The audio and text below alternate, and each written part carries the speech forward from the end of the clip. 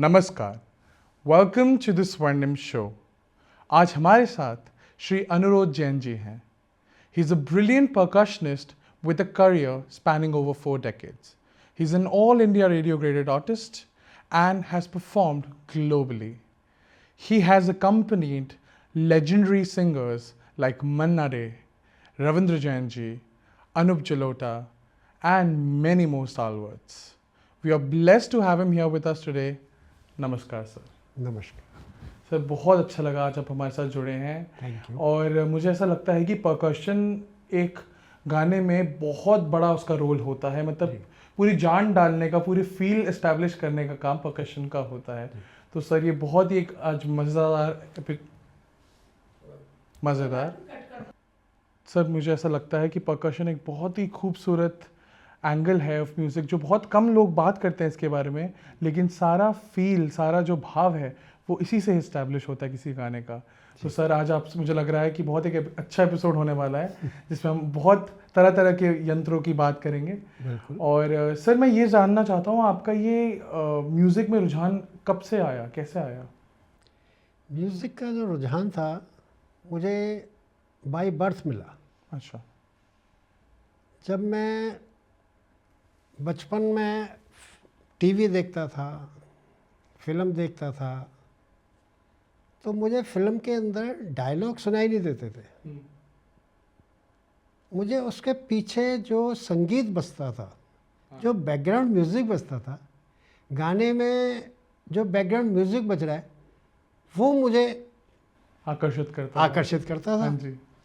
और उस आकर्षण में ये होता था कि कई बार ऐसे भी वाक़ये हुए कि जैसे फिल्म का बीच में इंटरवल हुआ, परिवार के लोग चले गए घूमने, और उसके बाद जब आए उन्होंने पूछा कि थोड़ी फिल्म निकल गई, और मुझसे पूछ रहे हैं कि भाई क्या हुआ। मैंने कहा पता नहीं। कहते भाई आप टीवी देख रहे हो, सामने टीवी देख रहे हो और आपको पता नहीं। तो मैं उनको बोलता था कि मुझे डायलॉग से ज़्यादा जो पीछे घोड़े की टापें होती हैं, जो वायलिन बज रही है, बांसुरी बज रही है, इफ़ेक्ट जो होते हैं उसकी तरफ मेरा रहता। बिल्कुल। जिस वजह से मैं डायलॉग नहीं सुन पाता था। उसके बाद क्या हुआ कि संगीत की कहीं ना कहीं से शुरुआत तो करनी पड़ती है। बिल्कुल। और गुरु भी बनाना पड़ता है। बिना गुरु और बिना भक्ति के ये काम होता नहीं। हाँ जी। जब आप किसी को गुरु बनाते हैं और उसके सामने समर्पित होते हैं, तो समर्पित भाव से फिर वो आपको चीज़ मिलती है। बिल्कुल सच बात है एकदम। तो शुरू में मैं इलेक्ट्रिक हवाइन गिटार बजाता था, उसी का मैंने पूरी शिक्षा ली। और उसमें ये हुआ कि मेरा पहला जो प्रोग्राम था वो आकाशवाणी में, अच्छा, 1978, हाँ जी, 15 मार्च हाँ जी, 1978 को मेरा प्रोग्राम रिकॉर्ड हुआ। ओके। और 18 मार्च को हाँ जी, ब्रॉडकास्ट होना था 3 दिन मेरे बाद। हवाइन गिटार का हाँ प्रोग्राम। जी।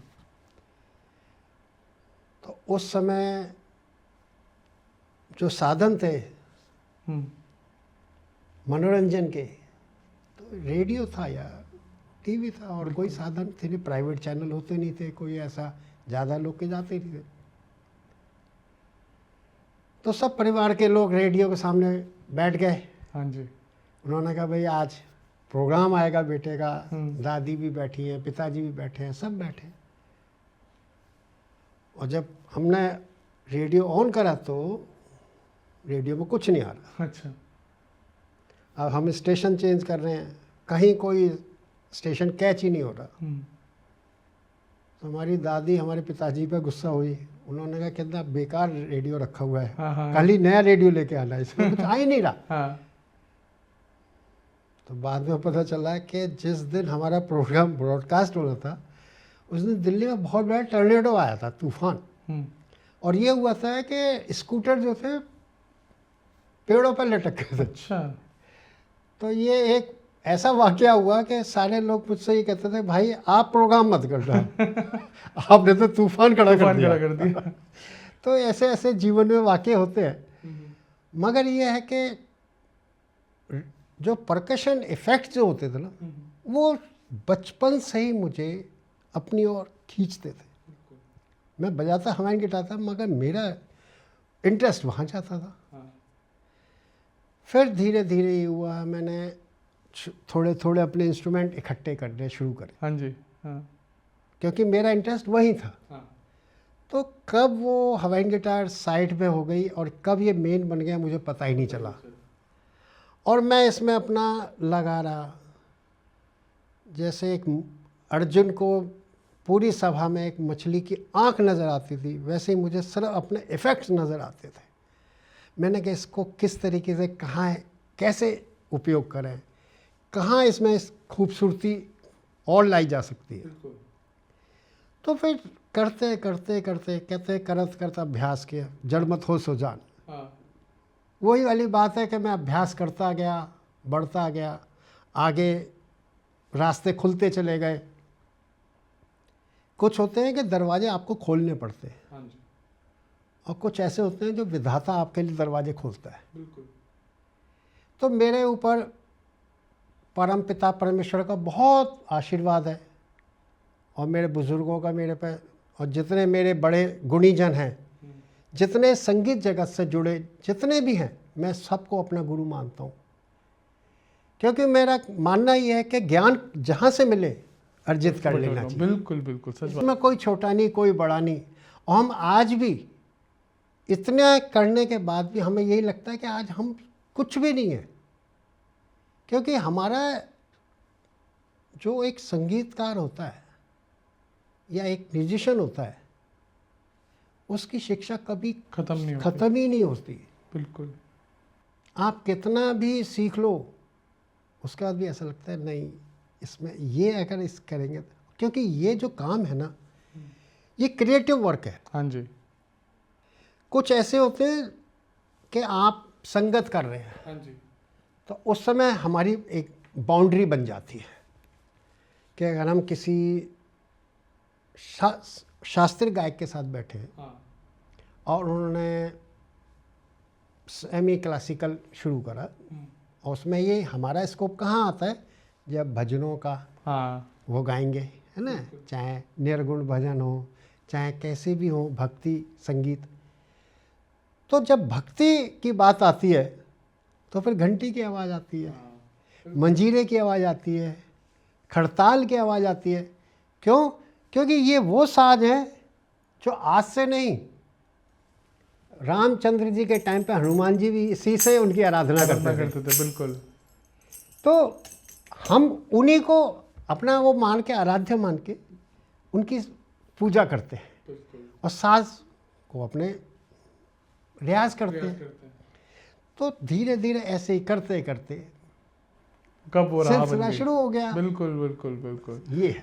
ये बहुत सुंदर बात बताई सर। और मतलब मैं देख रहा हूँ कि इतने सारे सुंदर वाद्य पड़े हैं हमारे सामने, तो ये आप कुछ बताएंगे कि ये क्या है? मतलब मेरे को तो पहली बार मैं ऐसे इतने सारे ऐसे तरीके के इंस्ट्रूमेंट्स देख रहा हूँ। तो अब परकशन के अंदर इसका ऐसा है कि स्टार्टिंग है, शुरुआत आप कह सकते हैं कि एक से, मैं इसकी गिनती कहीं ख़त्म नहीं होती। ये अनंत है, क्योंकि हर साज का एक अपना रोल है। जब हम भजन गायकों के साथ बजाते हैं तो उसमें हमें मंजीरा हमारे लिए प्रधान हो जाता है। बिल्कुल बिल्कुल। और जब उसको हम इस तरह बजा रहे हैं, संगत कर रहे हैं, मगर उसके बाद अगर वो कीर्तन का रूप ले लेता है, तो हमें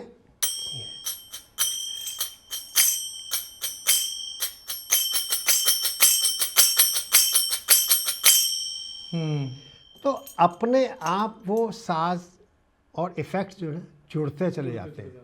जब एडली पार्ट आता है तो हम इसको भी, चाइम्स को भी हल्का हल्का उनके साथ संगत करते हैं। और जब कोई और वो गाते हैं तो हम इस तरह से सुर के साथ तो इसी तरीके से कहाँ किस चीज़ की ज़रूरत है। परकशन एक ऐसी चीज़ है जो संगीत में अगर इसकी डेफिनेशन पूछी जाए कि ये क्या है, इसका रोल है क्या,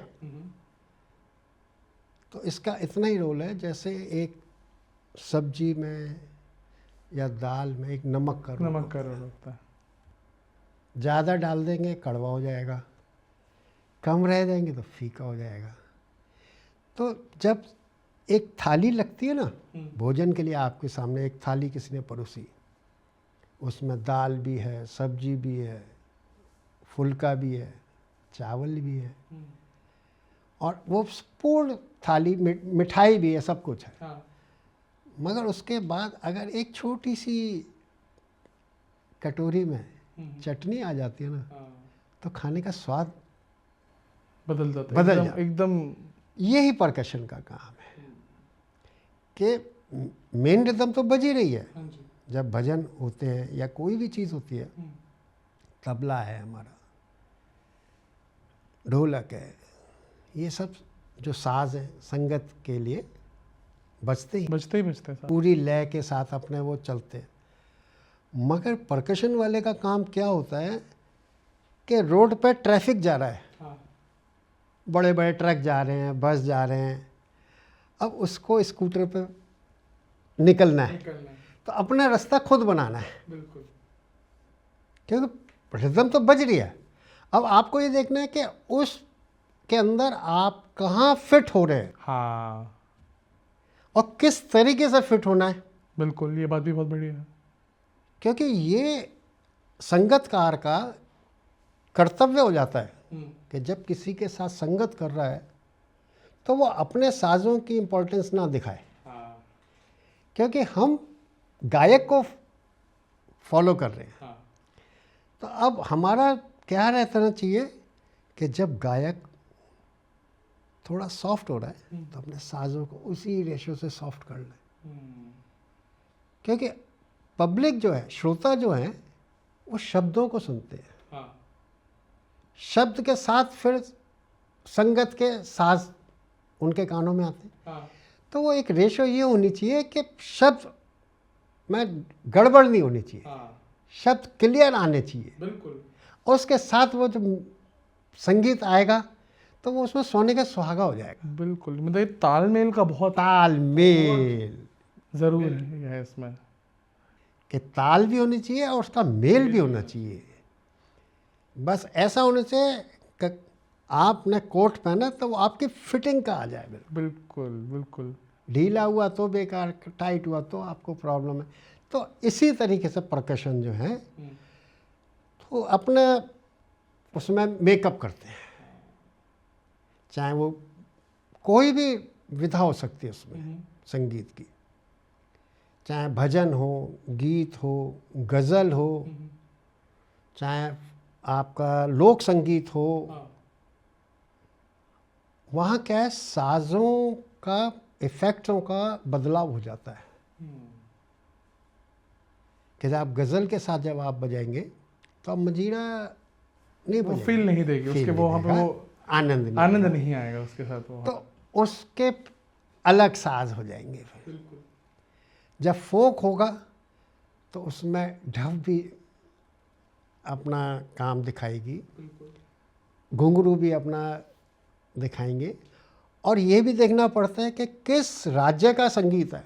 हाँ, उसके हिसाब से भी चलेगा, उसके हिसाब से भी फिर साजों का चयन होता है। बिल्कुल बिल्कुल। कि अगर हम बंगाल का म्यूज़िक हो रहा है तो वो साज उसमें बजने चाहिए जो बंगाल को हाईलाइट करे। हाँ, वहाँ की जो इम्पोर्टेंट चीज़ है, वहाँ की जो इम्पोर्टेंट चीज़, हाँ जी, उनको दर्शाना भी जरूरी है। मतलब हर समय का Exactly. हर एक जगह का अपनी एक जो इम्पोर्टेंस है, हाँ, उसको दर्शाना उसी दर्शाना तरीके से। अब पंजाब का संगीत है वो एक अलग है, राजस्थान का अलग है, अलग है। हाँ जी। हिमाचल का अलग है, गढ़वाल का अलग है। तो वो सब चीज़ों को समझना और उसको उपयोग में लाना मेरे हिसाब से ये अच्छे परकशनिस्ट की निशानी होती है। और उसका हम कोशिश करते हैं, हम ये नहीं कहते कि हम पूरा 100% न्याय कर पाते, मगर हमारा भाव ये रहता है कि जो भी गायक है या जो भी वो गा रहे हैं उनके साथ हम न्याय अपनी तरफ से करें। बिल्कुल, इसलिए बहुत खूबसूरत बात है ये न्याय करने का ना। ये मुझे लगता है कि किसी भी गाने के अच्छा बनने का या उसका स्वरूप अगर अच्छा निखर के आता है तो उसमें हर एक मतलब परकशन का, ताल का, हर चीज़ का रोल है। तो वो तालमेल जब तक नहीं बैठेगा ना तब तक वो बात नहीं बनेगी। बिल्कुल नहीं सर, ये बहुत इंपॉर्टेंट बात है। और मतलब बहुत, ये मैं कहूँगा एक ये हिडन साइड ऑफ म्यूजिक भी है परकशन, जो लोगों को लगता है कि अरे यार, लोग हमेशा बात करते हैं कि भाव अच्छा लग रहा है, इसके फील अच्छा लग रहा है, पर लोग ये सोचते नहीं कि लग क्यों रहा है अच्छा, वो लग क्यों आया इसका, उसके पीछे जो चल रहे हैं चीज़ें वो भी तो बहुत ज़रूरी है। उसके बिना वो कहाँ वो रंग, मतलब वही वाली बात है ना कि वो हर एक चीज़ का रंग तभी खिलेगा ना जब उसमें वो चीज़ का मात्रा अनुसार पड़ेगी। अगर अनुसार नहीं है मात्रा तो फिर वो बात नहीं आएगी। तो नहीं सर, ये बहुत सुंदर बात है। और मैं इसी से आगे संगत की आपने भी बात करी, तो मैं एक चीज़ आपसे, मेरा सवाल आपसे यही है कि आपने इतने महान कलाकारों के, मन्ना डे जैसे महान कलाकारों के साथ आपने संगत करी है, तो मतलब कैसा रहा, मतलब कैसा एक्सपीरियंसेस रहे हैं आपके, कैसे इन लोगों से मुलाकात हुई? मन्ना डे जी के साथ तो मेरा बड़ा, जो पहली मुलाकात थी वो ऐसे हुई थी कि मुझे ही नहीं पता था कि मेरे प्रोग्राम में मन्ना डे जी आए हुए हैं। अच्छा। ये बात है 1993 की, 1993 में हमारा एक कार्यक्रम होता है श्री फोर्ट ऑडिटोरियम। तो हम अपना प्रोग्राम कर रहे थे, गीत गज़ल जो भी है अपकमिंग आर्टिस्ट गा रहे थे, हम बजा रहे थे। तो फर्स्ट हाफ में हमारा था, उसके सेकंड हाफ में हमको बताया था कि दूसरा प्रोग्राम है। तो जैसे ही प्रोग्राम हमारा समाप्त हुआ तो हम अपने सब साज़ों को समेट के अपने सजों के बैग में रख रहे थे। तो उतनी देर में पीछे से एक आवाज़ आती है कि ये परकशन आप ही बजा रहे थे? मैंने कहा हाँ जी। तो आपको ना बैक स्टेज पे दादा बुला रहे हैं। मैं समझ नहीं पाया कि दादा बोले तो कौन दादा? हाँ। मैंने कहा भाई अभी आते हैं, ज़रा सामान को मैं अपना सज ले लूँ, पैक कर लूँ। उसके बाद जब मैं पीछे गया तो मैंने देखा कि बैक स्टेज पे ऐसे ही टोपी लगाए हुए मन्ना डे जी बैठे हुए। मैंने उनके चरण स्पर्श करे तो उन्होंने कहा कि बेटा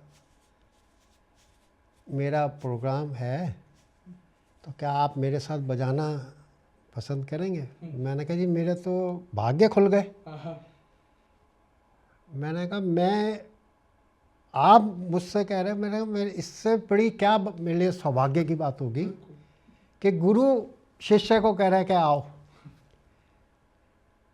मैंने कहा बिल्कुल बजाएंगे जी। तो उस समय उनके साथ बॉम्बे से 2 म्यूजिशियन आए हुए थे, मुझे अभी तक नाम याद है। टुटुंदा थे तबले पर और एक रिचर्डसन थे गिटार पर, और मन्ना डे जी हारमोनियम पे एज यूजुअल जैसे वो प्रोग्राम करते हैं वो आए हुए थे। तो हम वहाँ पहुँचे, प्रोग्राम हुआ, शुरू हुआ। तकरीबन 2.5 से 3 घंटे वो प्रोग्राम चला और एक के बाद उनके जितने गीत थे, फिल्मी, नॉन फिल्मी, बंगाली, वो अपने धारा प्रवाह उनकी बहती चली गई और हम भी उनके साथ बजाते चले गए। तो ये पहला अवसर था जब मैंने मन्ना डे जी के साथ पहली बार इस तरीके से कहा। बिल्कुल। उसके बाद तो कई बार मौके आए, मगर ये बहुत ही ऐसा ही मेरी याद है जिसको मैं जीवन में भुला नहीं सकता कि इतने लेजेंड आर्टिस्ट और उनके साथ मुझे इस तरीके से। बिल्कुल। नहीं सर, वही वाली बात है ना, कई बार कहते हैं ना कि मौका कई बार आपको ढूंढते हुए आ जाता है। बिल्कुल, मतलब आपको नहीं पता था कि ऐसा होने वाला है, और वही बात है। मतलब मुझे ऐसा लगता है कि मतलब सही समय पे सही जगह होने का भी कई बार फ़ायदा होता है। तो नहीं सर, ये बहुत अच्छी बात है। मतलब इतने तो बहुत बड़े आर्टिस्ट, हमारे वन ऑफ द लेजेंडरी हमारे सिंगर्स। और सर आपने बताया कि आपने और भी कई कलाकारों के साथ मतलब अकम्पनी कराया उनको। तो जब आप अलग अलग जॉनर्स के साथ करते हैं, जैसे फिल्मी संगीत हो गया, भजन संगीत हो गया, डिवोशनल संगीत हो गया, तो अलग अलग संगीत के साथ आपको शायद, मुझे ऐसा लगता है कि परिभाषा भी बदलनी पड़ती होगी। बिल्कुल बिल्कुल बिल्कुल। तो मतलब कि थॉट प्रोसेस क्या रहता है आपका सर? थॉट प्रोसेस ये होता है कि जब फिल्म के लिए हम काम करते हैं तो हम उनके अंडर होते हैं। हाँ जी, बिल्कुल। चाहे वो संगीत निर्देशक हों, उन्होंने एक अपने दिमाग के अंदर एक स्केच बनाया होता है हाँ जी। कि मुझे ऐसा संगीत चाहिए। अगर फिल्म पे वो कल्पना यही होती है कि किस तरीके से पिक्चराइज होगा, हाँ जी, बिल्कुल। उसी हिसाब से सिंगर गायक गाते हैं, और फिर जो बजाने वाले होते हैं वो भी उसी अंदाज से बजाते हैं कि अगर फास्ट गाना है तो लय उसी हिसाब से बनती है, बिल्कुल ताल वैसे ही बनती है, इफ़ेक्ट्स भी फिर उसी हिसाब से दिए जाएंगे। चुने जाते हैं। बिल्कुल चले जाएंगे। और जब भजन का प्रोग्राम होता है तो उसमें वही देखना पड़ता है कि कैसा भजन है। अगर मीरा का भजन है तो क्या बजना चाहिए, या राम के लिए है, या कभी कोई फ़कीरी संगीत है तो उसका अलग अंदाज हो जाता है। बिल्कुल। तो उसको हम फील करते हैं, और वो फील करके हमारे हाथ अपने आप साजों पे बढ़ते हैं। हाँ, ये बात बहुत बड़ी बात है। हमारे अपने आप वो सिलेक्शन होती चली जाती है और काम चलता चला जाता है। ये वो अपने आप ही समझ आ जाता है कि अपने आप ही उसकी तरफ रुझान बढ़ जाता है, बस, कि झुकाव आ बस, जाता हाँ। है कि हाँ शायद इस पे ये ठीक लगेगा, यहाँ पे क्योंकि इसकी जरूरत है। यहाँ मैं ये कहूँगा कि आप जितना जितना रियाज करते जाएंगे, लोगों के साथ काम करते जाएंगे, उतना आपको तजुर्बा बढ़ता है। बिल्कुल। और जब तजुर्बा आता है तो एक स्टेज ऐसी आ जाती है कि वो बहुत सहज हो जाता है, फिर इतना मुश्किल नहीं लगता। तो उस हिसाब से फिर काम चलता है। नहीं सर, ये बहुत ज़रूरी बात है। और मुझे लगता है कि ये जिस तरीके से अक्रॉस द जॉनर्स ये जो हम लोग अप्रोच करते हैं ना, तो ये वही वाली बात है कि अलग अलग काम करके अलग अलग जॉनर्स ऑफ म्यूज़िक में जाके ही समझ आता है कि अच्छा इसके साथ शायद ये अच्छा लगेगा, ये अच्छा लगेगा। तो ये सर, ये बहुत बड़ी बात है। और सर मैं इसी के साथ आपसे एक रिक्वेस्ट करूँगा कि हमारे ऑडियंसेस के लिए आप कुछ थोड़ा सा एग्जाम्पल देंगे कि कैसे साउंड, अगर सिनेमा के लिए हो या किसी और चीज़ के लिए हो तो कैसे देंगे? अब उसमें जैसे ये है, ये इसको हम बोलते हैं वुड ब्लॉक। Would block. ये इस तरीके से आवाज़ होती है।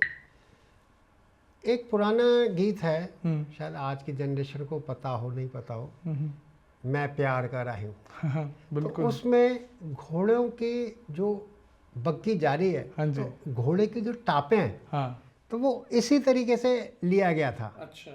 इसके साथ और भी इस तरीके के साजों को लेके कंबाइन इफेक्ट बनाया गया था। मैं प्यार का राही हूँ,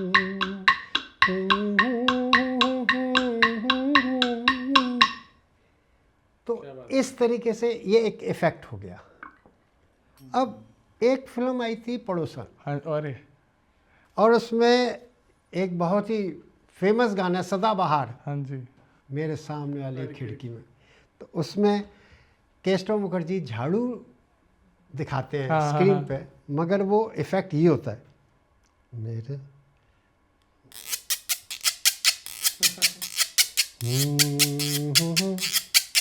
मेरे सामने वाली खिड़की में। अब इस साजों को स्क्रीन पर लोग नहीं देख पाते, बिल्कुल। क्योंकि ये पर्दे के पीछे का काम होता है। बिल्कुल। जो संगत कलाकार होते हैं हमेशा ऑफ स्क्रीन रहते हैं, बिल्कुल। मगर उनके साज जो है ना उनकी एक पहचान बना देते हैं। मतलब सुनते ही पता था हमें। अब ये साज बजते ही, अब जब भी लोग वो गाना सुनेंगे तो उन्हें पता चल जाएगा कि ये साज इसमें बजा है। अगर घोड़े की टापें तो ऐसे बजती हैं। बिल्कुल। फिल्म में कई चीज़ें ऐसी होती हैं कि जब बिजली इलेक्ट्रॉनिक्स का ज़माना नहीं था तो लोग अपने सोचते थे कि अगर कोई इफ़ेक्ट देना है, हाँ जी। आप समझ लीजिए पिक्चर के अंदर आग का इफ़ेक्ट है, हाँ। आग जल रही है, तो वह किस तरीके से उसको वो क्रिएट करते हैं। हाँ। तो ये एक बहुत ही अच्छा ये लिया।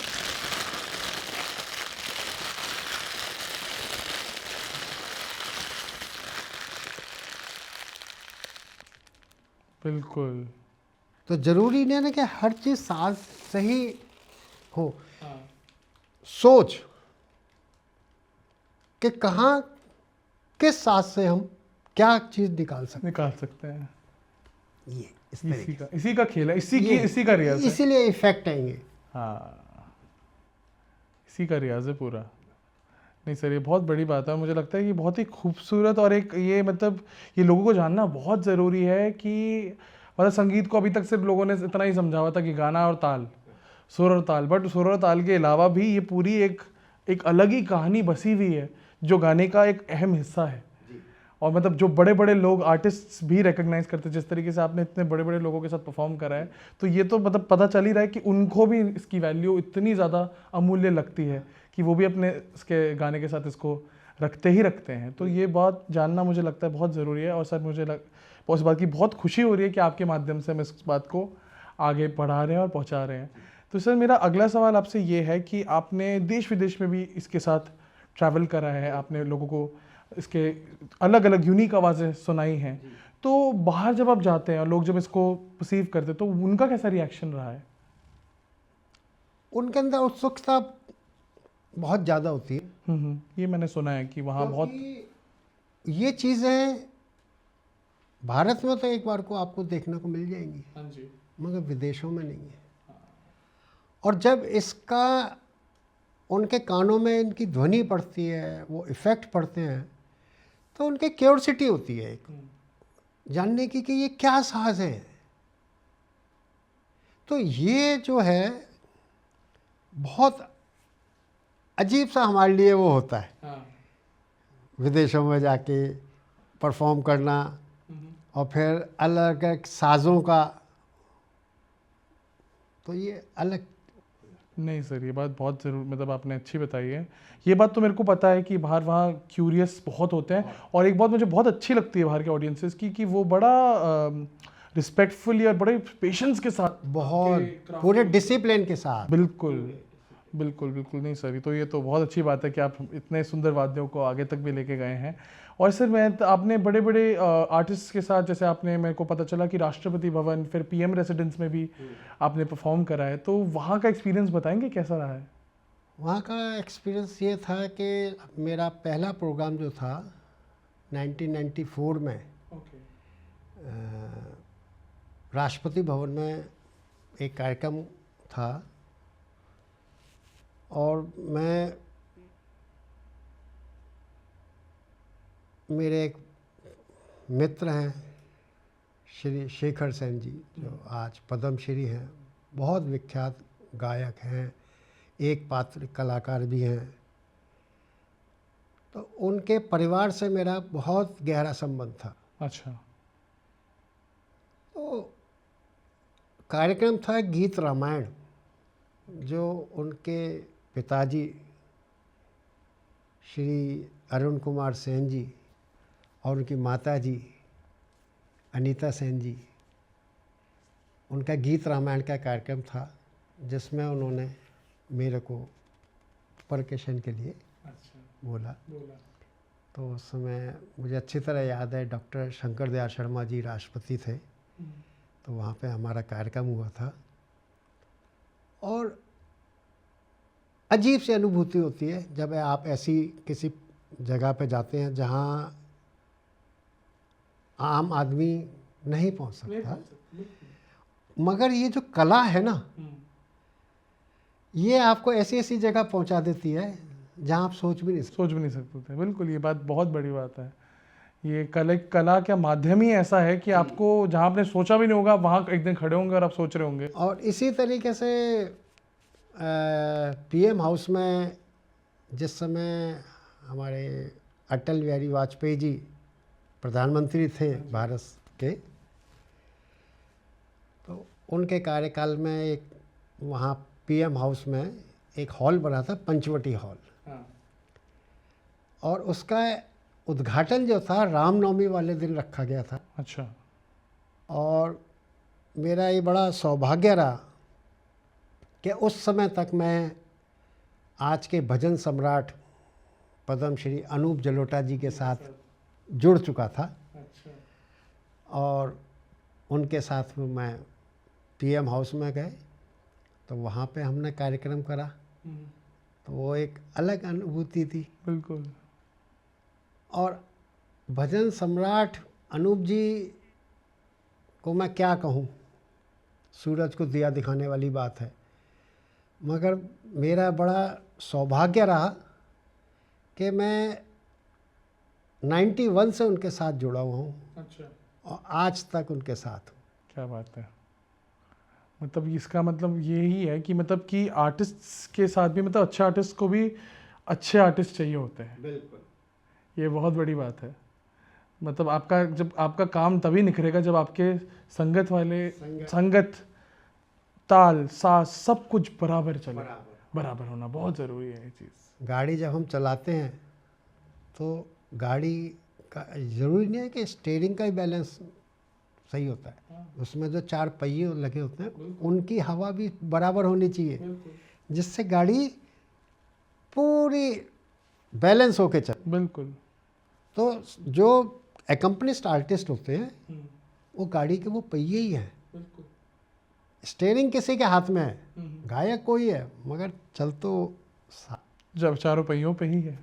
हाँ जी, बिल्कुल। संगत कलाकार है। नहीं सर, ये बहुत सुंदर बात है। तो ये उनका अपनी वो है कि उनको क्या चाहिए और कितना चाहिए और कैसा चाहिए, बाकी फिर हमारा। बिल्कुल बिल्कुल बिल्कुल, ये बात सच है सर। और हर आर्टिस्ट का ना अपना एक टेस्ट होता है। हाँ, ये तो है। जैसे मैं शुरू में पंडित श्री हरिओम शरण जी के साथ संगत करता था, जो भारतवर्ष के नहीं पूरे विश्व के भजन सम्राट थे। उसके बाद अनूप जलोटा जी भजन सम्राट हुए, मगर उनका गायकी अलग थी।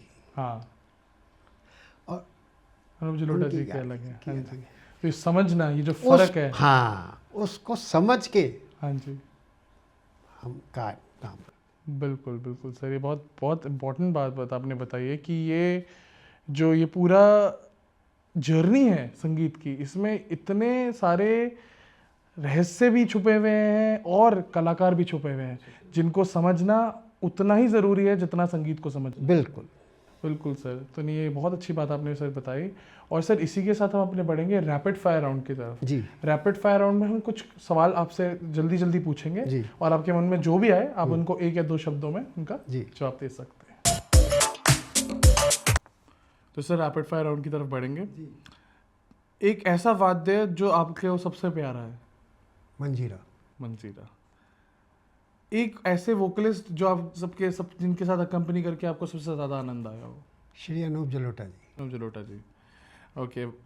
एक ऐसा कॉन्सर्ट जिसको आपको लगा हो कि आज सिद्ध हो गया सारा संगीत। ऐसा कॉन्सर्ट तो बहुत सारे हैं ऐसे, हाँ जी, मगर जो मन्ना डे जी के साथ मेरा पहला उनके साथ संगत करने का मौका मिला, वो मेरे लिए बहुत यादगार है। बिल्कुल। ठीक है। भजन या क्लासिकल? भजन। भजन। ओके। रिदम या मेलोडी? रिदम। रिदम। एक ऐसा देश जिसके ऑडियंस ने बड़ा आपको चौंकाया हो।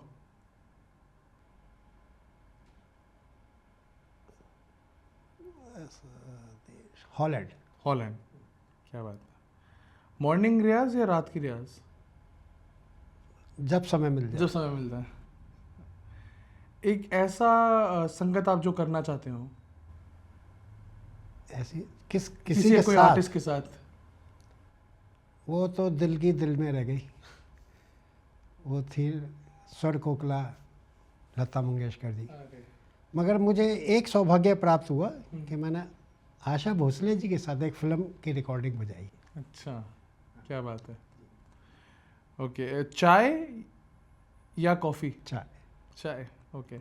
अगर मैं आपसे पूछूं कि 3 शब्दों में आपकी म्यूजिकल जर्नी को डिस्क्राइब करना हो तो वो क्या शब्द होंगे 3? 3 शब्दों में? हाँ जी। साधना, हम्म। संगत हाँ जी। और बड़ों का आशीर्वाद। क्या बात है, बहुत, तीनों बहुत महत्वपूर्ण। अगर आप संगीतकार नहीं होते तो आप क्या होते? मुझे भी नहीं पता मैं क्या होता। अच्छा, तो सर इसी के साथ हम अपने रैपिड फायर राउंड के अंत पर आ चुके हैं।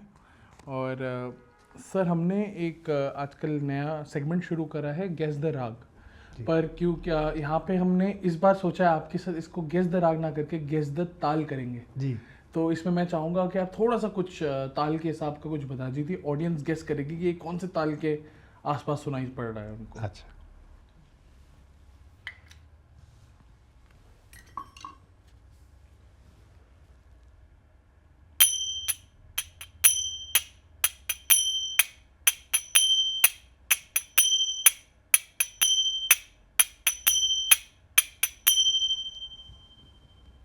क्या बात है। सो कुछ एक और ताल हो जाती तो मज़ा आता।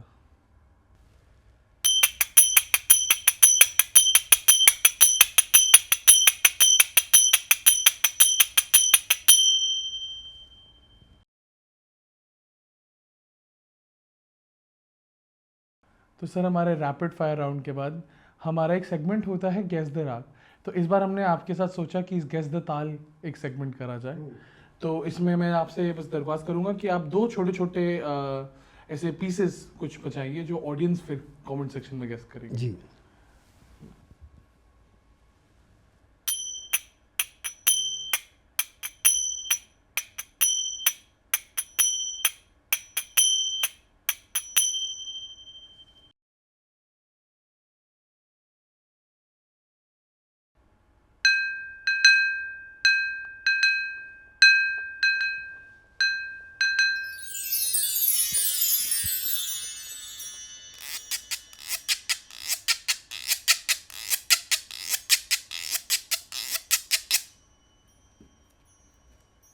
तो ये बहुत ही एक प्रसिद्ध गीत है। तो मुझे पूरी उम्मीद है हमारे दर्शक इसको बखूबी गेस कर लेंगे। और सर इसी के साथ में हम अपने अगले सवाल की तरफ बढ़ेंगे।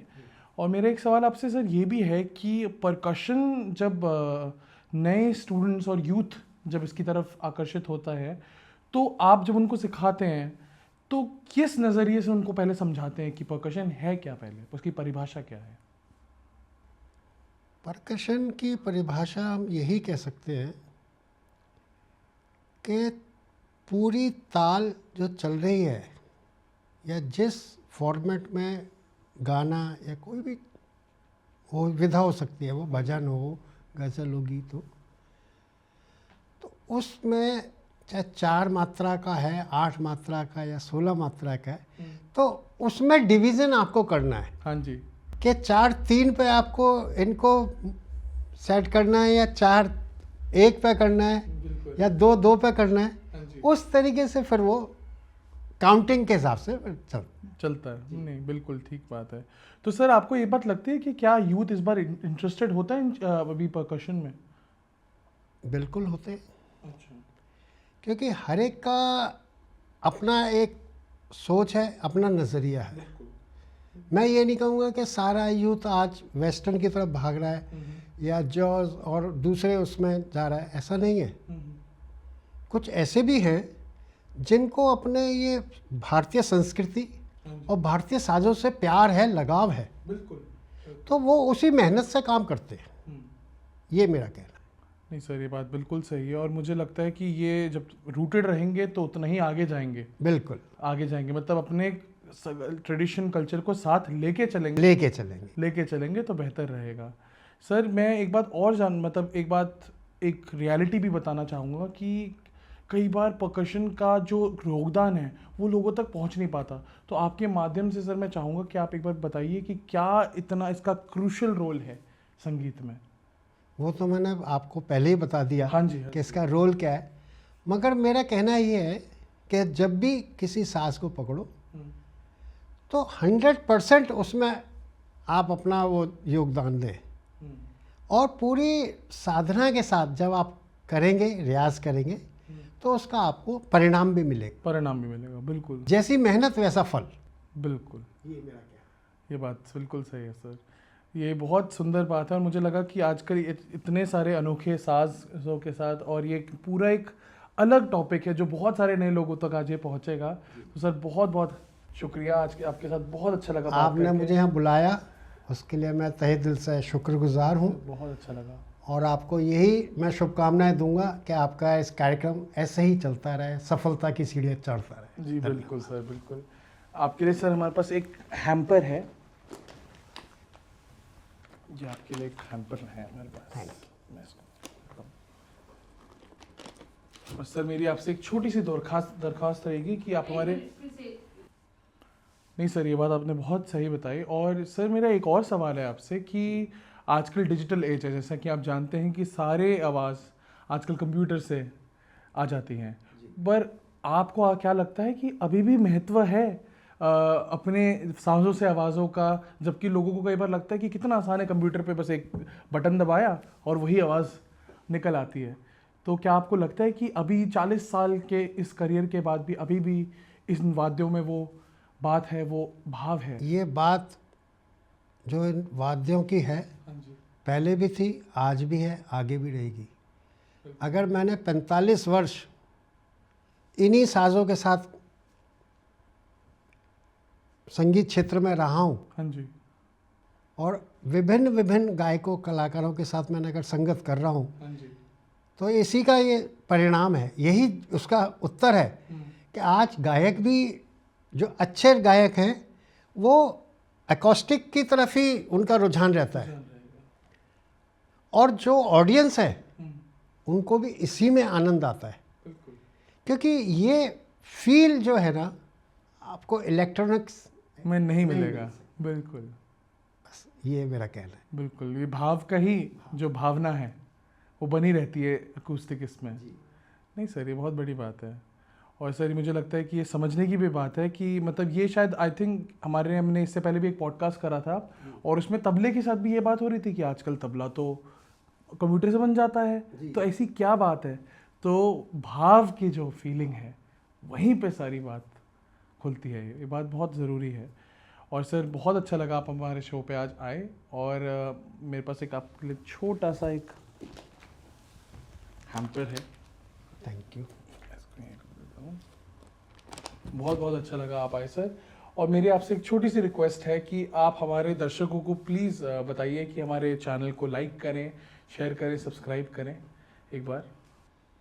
मैं सभी संगीत प्रेमियों से, श्रोतागणों से यही कहूँगा कि इस चैनल को ज़्यादा से ज़्यादा सब्सक्राइब करें, लाइक करें और इसके साथ जुड़े रहेंगे तो आपको अच्छी अच्छी जानकारियाँ मिलती रहेंगी, अच्छे अच्छे कलाकारों से आपका रूबरू होते रहेंगे। यही मेरा आपसे कहना। धन्यवाद। बहुत बहुत शुक्रिया सर। Thank you. हम इसी के साथ आज के एपिसोड के अंत पर आ चुके हैं। मैं आशा करता हूँ आपको आज का एपिसोड पसंद आया हो। प्लीज़ लाइक करें, शेयर करें और सब्सक्राइब करें। जब आप सब्सक्राइब करते हैं तो हम बहुत प्रोत्साहित होते हैं इस शो को आगे बढ़ाने के लिए और अलग अलग आर्टिस्ट के साथ कोलैबोरेट करने के लिए। इसी तरह मैं मिलता हूँ आपसे अगले एपिसोड में। आप मुस्कुराते रहिए। नमस्कार।